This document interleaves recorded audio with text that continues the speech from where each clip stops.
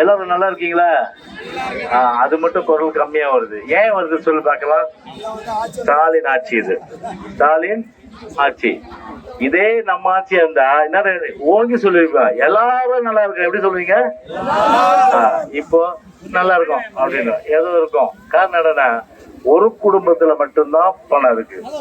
ஒரு குடும்பத்துல மட்டும்தான் பணம் இருக்கு. அது எந்த குடும்பம்? அது கேள்வி கேட்டா நல்லா பதில் சொல்றாங்க. கோபாலபுரம் குடும்பம். மீதி எல்லாம் பாத்தீங்கன்னா அன்றாட காட்சிகள்லாம் அப்படியே தான் இருக்கிறாங்க. கஷ்டப்பட்டுட்டு உழைச்சிட்டு பேருக்கு மட்டும் பாத்தீங்கன்னா வந்து தமிழ்நாடு முன்னேறிச்சு, தமிழ்நாடு வளர்ச்சி பாதையில் போகுது. உங்க ஒவ்வொருத்தருக்கும் 1 லட்சம் ரூபாய் மிச்சம் பண்ணிருக்கிறேன். நான் கேட்கிறேன், ஒவ்வொருத்தருக்கும் 1 லட்சம் ரூபாய் ஸ்டாலின் மிச்சம் பண்ணி கொடுத்துருக்காரா சொல்லுங்க. அவர் சொல்றாரு, டிவியில பாத்தீங்களா இல்லையா? 1 லட்சம் ரூபாய் மிச்சம் பண்ணி கொடுத்துருக்காராம். எப்படி? உங்ககிட்ட மின்சார கட்டணத்தை ஏத்திட்டார். மின்சார கட்டணத்தை 3 முறை ஏத்தி அதுல வந்து புடிங்கிட்டார். அதுக்கப்புறம் பால் விலை அதையும் ஏத்திட்டாங்க, அதுலயும் பாத்தீங்கன்னா புடிங்கிட்டாங்க. அப்புறம் வீட்டு வரி, சொத்து வரி, எல்லா வரியும் உயர்த்திட்டு மாசம் உங்ககிட்ட இருந்து கொடுக்குறது எவ்வளவு தெரியுமா? 18,000 to 20,000 ரூபாய். கணக்கு போட்டு பாருங்க, அம்மாவுடைய ஆட்சியில எப்படி இருந்தது, இப்ப எப்படி இருக்குன்றது. 18,000 ரூபாய் விலைவாசி இருந்து ஏறி போச்சு. ஆனா கொஞ்சம் கூட கூச்சராட்சி இல்லாம 1 லட்சம் ரூபாய் உங்களுக்கு வந்து பாத்தீங்கன்னா நான் மிச்சம் பண்ணி கொடுத்திருக்கேன்னா எப்படி எவ்வளவு பொய்ய இன்னைக்கு சொல்லியிருக்காரு. நம்முடைய அம்மா ஆட்சியில சட்டம் ஒழுங்கு நல்லா இருந்தது, நாடு அமைதியா இருந்தது, அடிப்படை வசதிகள் கிடைச்சது. இந்த இடம் எடுத்துங்க, 91க்கு முந்தி 91க்கு பின் பார்க்கணும். 91ல நீங்க ஓட்டு போட்டு தேர்ந்தெடுத்தோம்னா நான் அப்பதான் என்ன பண்ணுவேன்னா வந்துட்டு போவேன் வீட்டுக்கு. காலையில இருந்து மக்களை பார்த்துட்டு சாப்பிடலான்னு போவேன். அப்ப அந்த நேரத்துல பாத்தீங்கன்னா வீடு தீப்பத்தி எரியும். இந்த வீடு கட்டினது அம்மாவுடைய ஆட்சியில யாரு? ஜெயக்குமார் கட்டினார். இருக்க இந்த வீடு திமுக ஆட்சியில கட்டினதா? அம்மாவுடைய ஆட்சியில ஜெயக்குமார் கட்டினது. இந்த வீடு, அந்த வீடு திருவள்ளூர் நகர், இந்திரா நகர், காசிமேடு குப்பம், ஜீவரத்னம் காலனி, அதுக்கப்புறம் வந்து இது பிஷப் லேண்டு, செட்டி தோட்டம், சிமெண்டி ரோடு, கரிமேடு காலனி, MS நகர், அப்புறம் வந்து இது ராம்தாஸ் நகர், மூலகுத்தலம், எல்லா இடங்கள்லயும் 18,000 பேருக்கு நம்ம வீடு விட்டுருக்கோம். ஆனா திமுக ஆட்சியில ஒரு பாத்ரூமை திறந்துட்டு அதுக்கு போட்டோ போடுறானுங்க. ஒரு பாத்ரூமை திறந்துட்டு போட்டோ போடுறாங்க. எவ்வளவு பெரிய திட்டங்கள் பாரு. முடியாததெல்லாம் முடிக்க வைத்தது அடுத்தது அண்ணா திராவிட முன்னேற்ற கழக அம்மாவுடைய அரசு. முடியாது போனதெல்லாம் இன்னைக்கு ஹார்பர்னால கறி கொட்டா அப்படியே கருப்பு போக வந்துடும், முஞ்சதான் கருப்பாயிடும். அப்புறம் வந்து இது கட்டுவாங்க, எது இரும்பு கல்லு, அது சிகப்பாயிடும், கருப்பு சிவப்பு. இனிமே கருப்பு சிவப்புக்கு இங்க வேலை இல்லைன்னு சொல்லிட்டு எங்க அமிச்சோம்? 800க்கு அமிச்சோம். இப்ப ஏதாவது பொல்யூஷன் இருக்கா? மரம் நட்டோம், 18,000 மரம் நட்டோம், அதை கூட படுபாய் வெட்டிட்டாங்க. இந்த MC ரோடு போய் பாருங்க, நல்லா இருந்த ரோட கொத்தி போட்டு அந்த வியாபாரிகளை வந்து பால் அடிச்சு கிட்டத்தட்ட வந்து ஒரு 18 மாசத்துல முடிக்க வேண்டிய திட்டத்தை இன்னும் முடிக்காம கஷ்டப்பட்டு இருக்காங்க. அப்படி வந்து பார்த்தீங்கன்னா ஒரு அடிப்படை கஞ்சா போதை எல்லாமே இந்த ஆட்சியில பார்த்தா 2 விஷயம். ஒண்ணு, பச்சை குழந்தை முதல் பல்லில்லாத பாட்டி வரை பாலியல் துன்பத்துக்கு ஆளாகிறது. சட்டம் என்ன செய்தப்போ ஒரு கடுமையா வந்து சட்டத்தின் முன் நிறுத்தி தண்டனை கொடுத்தாதான் அவங்க மறுபடியும் தப்பு செய்ய மாட்டாங்க. ஆனா பாருங்க, இப்ப நீங்க இந்த 5 வருஷத்துல பார்த்தா போதை வசதிகள் வந்து பார்த்தா அவ்வளோ வந்து இதா இருக்கும். ரேஷன் கடையில பார்த்தா மோசமான அரிசி. இப்ப நாங்க தேர்தல் வாக்குறுதியில பொதுச்செயலாளர் சொல்லுகிற தரமான அரிசி உங்களுக்கு நாங்க வந்து கண்டிப்பா வழங்குவோம். ரேஷன் கார்டு மூலமா தரமான அரிசி கண்டிப்பா வழங்குவோம்.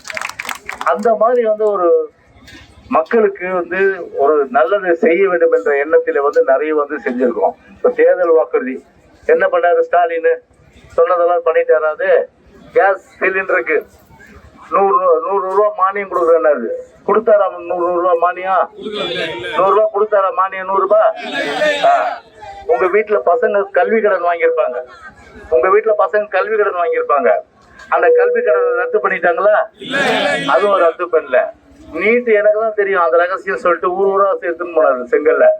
அது என்ன ரகசியம் தெரியல, அதுக்கு அவர் ரகசியமா பார்த்துதான் பழக்கம் போடுறது எல்லாமே. அதுக்கு மேல புரிஞ்சுங்க நீங்க. அப்படி வந்து ஒரு ரகசியமா வந்து பாக்குறவரு ரகசியம் அவருக்கு தெரியும். அந்த மாதிரி வந்து பொய்ய சொல்லி ஓட்டுகள் வாங்க நிறைய பேசுறதா எல்லாருக்கும் கூட சொல்றேன். ஆனா இப்போ தேர்தல் வருது. இதே வந்து 2021 ஸ்டாலின் இங்க வந்தாரு எங்க ஸ்கூலுக்கு வந்து என்ன சொன்னாரு, பெட்டி வைங்க, அந்த பெட்டியில உங்களுடைய மனுவெல்லாம் போடுங்க, அந்த பெட்டியை வந்து நான் யாரையும் திறக்க விட மாட்டேன், யாரையும் திறக்க விட, சாவி எங்கிட்ட தான் இருக்கும், அந்த சாவி வச்சு நானே திறந்து ஒவ்வொரு மனுவா படிச்சு அந்த மனுல என்னென்ன எழுதியிருக்கோ அத்தனை நடவடிக்கை எடுக்கிறேன். நான் கேட்கிறேன், நம்முடைய திருவள்ளூர் நகர், இந்திரா நகர், ஜிஎம்பேட்டை, காசிமேடு குப்பம், இப்படி வந்து சுத்தி இருக்கிற பகுதி மக்களை கேட்கிறேன், யாராவது ஒருத்தர் கோட்டைக்கு இந்த மனுவை படிச்சுட்டு கூப்பிட்டாரா ஸ்டாலின்? இல்ல உங்களுக்கு அவர் வந்து வீடு ஏதாவது கொடுத்துருக்காரா? இப்போ ஒரு மனுவை கொடுத்து சொல்றாரு அவர் என்னன்னு, கனவு காணுங்கள். என்ன கனவு காணுமா? கனவு காணுங்கள், உங்க கனவை சொல்லுங்க, உங்க கனவு அவர்கிட்ட சொல்லுமா, அவர் நிறைவேற்றுவார். அவரு அதுல வந்து வீடு வேணுமா, வீடு ஏற்கனவே 5 வருஷம் ஒன்னும் கிளிக்கல. இதுல வேற இப்போ வந்து ஆட்சி போற நேரத்துல வந்து மே மாதம், ஏப்ரல் மாதம் 23ஆம் தேதி தேர்தல், மே 4ஆம் தேதி கவுண்டிங். 5 வருஷம் நீங்க வந்து படு துயருக்கு ஆளாயிட்டீங்க. சொல்ல முடியாத அளவுக்கு கஷ்டம். கொஞ்சம் நஞ்சம் இல்ல, மழை பெஞ்சு சாதாரண மழைக்கு தண்ணி.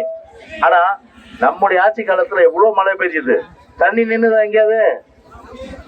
எல்லாருக்குமே 2000 ரூபாய் அம்மா கொடுத்தாங்க இல்லையா? இதே லோட்டசாந்தம்ல ஜாதி மதம் இனம் மொழி கட்சி பார்த்தா கொடுத்தாருமா? 50,000 பேருக்கு கொடுத்தா 2000 ரூபாய், 50,000 பேர் வாங்கி போனாங்க. மிக்சி கிரைண்டர் ஃபேனு 50,000 பேர் வாங்கி போனாங்க. எல்லாருக்குமே கொடுத்தாங்க, பாகுபாடு இல்லாம எல்லாமே கொடுத்தோம். ஆனா இப்பவும் அந்த உறுதி சொல்றேன், 23ஆம் தேதி தேர்தல், 4ஆம் தேதி எலெக்ஷனு, அப்புறம் வந்து அந்த 4ஆம் தேதியில இருந்து 10 நாளுக்குள்ள அமைச்சரவை அமைப்போம். அந்த மாசத்திலேயே நாங்க உங்களுக்கு பாத்தீங்களா என்ன கொடுப்போம்? 10,000 ரூபாய். எவ்வளவு சொல்லுங்க? இவர் வந்து 8,000 ரூபாய் கூப்பன் தராராம். எவ்வளவு? 8,000 ரூபாய் கூப்பன். அந்த கூப்பனை வந்து எப்படி தருவாரு? திமுக காரங்கிட்ட கொடுத்து அவங்க உங்ககிட்ட கொடுத்தோம்னா அதுக்கு ஒரு கமிஷன். அது பேங்குக்கு அனுப்பிட்டு தானே கூப்பன் எதுக்கு? ஆனா 8,000 ரூபாய் பெருசா 10,000 ரூபாய் பெருசா? 8,000 ரூபாய் பெருசா 10,000 பெருசா? 10,000 ரூபாய் நீங்க என்ன வேணாலும் வாங்கிக்கலாம். 8,000 ரூபாய் கூப்பனு நீங்க வட்டச்சாளர் வீட்டுக்கு போய் கெஞ்சி இருக்கணும், அப்பா கூப்பன் கொடுப்பா கூப்பன் கொடுப்பா. அவர் பார்ப்பாரு, ஒரு 2,000 ரூபாய் கூட 8,000 ரூபாய் கூப்பன் தர, அப்படிதான் வசூல் பண்ணுவாங்க. அந்த மாதிரி வந்து ஒரு வசூலுக்காக திமுக காரங்க வசூல் பண்றதே பண்ணாங்க. நான் கேட்கிறேன், இங்க இருக்க டிஎம்கே ஆளுங்க கொஞ்சம் யோசிக்கணும். வெள்ளம் வந்தப்போ சரி, அம்மாவோட திட்டங்கள் வந்தப்போ சரி, எந்த பாகுபாடு பார்க்காம கட்சி பார்க்காம கொடுத்த இயக்கம் அனைத்து அண்ணா திராவிட முன்னேற்ற கழக இயக்கம். கொரோனா வந்தது, எனக்கு ராயபுரத்துல எத்தனை பேரு வரிசை சொல்ல பார்க்கலாம், இல்ல கடற்கரை எத்தனை மீனுங்கிறது அது வரிசை பேர் சொல்ல பார்க்கலாம், கடற்கரை எத்தனை காத்து வரும் அதை பத்தி சொல்ல பார்க்கலாம், எத்தனை காத்து வரும் கேட்டா நான் சொல்றேன் நானு. அந்த மாதிரி வந்து ஒண்ணு மக்களுடைய அந்த கலாச்சாரம், மக்களுடைய அந்த பண்பாடு முழுமையா அறிந்தவன் என்ற வகையில நம்முடைய ராயபுரம் தொகுதி அறிந்தவன் என்ற நிலையில தான் நம்ம இருக்கணும். ஆனா சும்மா இங்க வந்துட்டு ஒண்ணுமே வந்து பாத்தீங்கன்னா, நான் வந்து இப்ப அங்கிருந்து வந்தேன் இங்கிருந்து வந்தேன்னு சொன்னா எவனாவது நம்புவானா நான் சொல்லு. அதனால வந்து மக்களுக்கு பொறுத்தவரை பாத்தீங்கன்னா நம்ம வந்து 10,000 ரூபாய் மட்டும் இல்ல, இந்த ஃப்ரிட்ஜு வீடு இன்னொன்னு உங்களுக்கு உண்டு, எலக்ட்ரிக் ஸ்டவ். என்னது? பத்திரம் வச்சிருக்கீங்களா? எல்லாம் பத்திரம் வச்சிருக்கீங்களா? வச்சுங்க.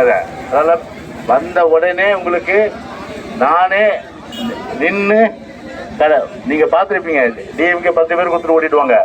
ஆனா எவ்வளவு நல்ல திட்டம் கொடுத்தேன், எல்லாருக்கும் வரிசையில் நிக்க வச்சு கடைசி ஆள் வாங்குறதுல நின்று கொடுப்பலாம் இல்லையா நானு. அதுதான் ஒரு எம்எல்ஏ செய்யற முழுமையான செய்திகளை உடனுக்குடன் தெரிந்து கொள்ள நமது அம்மா இணையதள தொலைக்காட்சியை சப்ஸ்கிரைப் செய்து அருகில் உள்ள பெல் ஐகான்